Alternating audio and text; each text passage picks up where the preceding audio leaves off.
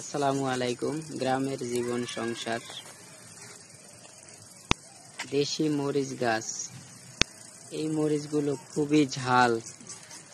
আপনাদের মাঝে আমি একটা সবুজ মরিচ গাছের ভিডিও দিলাম। অবশ্যই ভিডিওটি কন্টিনিউ ফুল দেখে গঠনমূলক একটি কমেন্ট করবেন। আসলে এই মরিচগুলো আমাদের সকল বাঙালির ভীষণ প্রয়োজন, কারণ বাঙালি মানে ঝাল। ঝাল না হলে আমাদের তরকারি রান্না সুস্বাদু হয় না। এই মরিচ গাছ সহ মরিচ সহ আমি ভিডিওটি করলাম আপনাদেরকে দেখানোর জন্য। ভিডিওটি কেমন লাগলো অবশ্যই কমেন্টে জানাতেন ভুলবেন না। আমাদের ঘরের বৌজি, মা, চাচিরা, খালারা সর্বপ্রথমে বছরে দেশি মরিচটা সংগ্রহ করে। সবার আগে সংগ্রহ করে চুরিয়ে বাঁটা ভরে রেখে দেয়। মরিচটি না হলে মনে হয় যে অপূর্ণতা থেকে যায় সংসারের বৌজিদের, কারণ আমরা বাঙালি, ঝাল ছাড়া চলেই তো না। এই মরিচগুলা খুবই ঝালে ভরপুর। এই মরিচের রান্না গুঁড়া দিয়ে রান্না করতে খেতে খুবই মজা। বাঙালি মানি সুস্বাদু, সেই সাথে হলো ঝাল। ঝাল না হলে আমাদের চলেই না।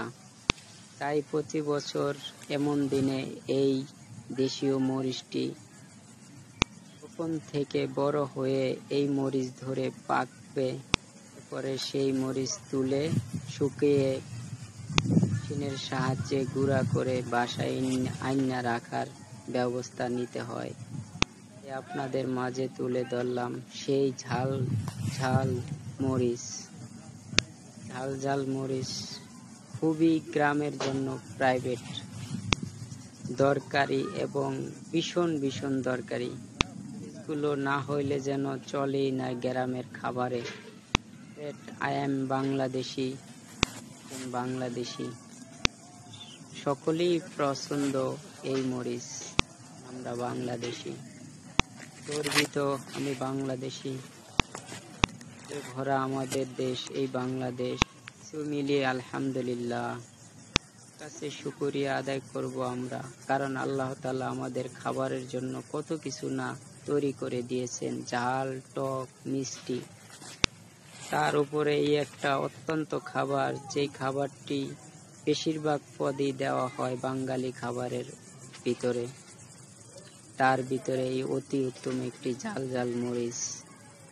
ভিডিওটি যদি ভালো লাগে আপনার মতামত জানিয়ে দিবেন। আসসালামু আলাইকুম ওয়া রাহমাতুল্লাহি ওয়া বারাকাতুহু।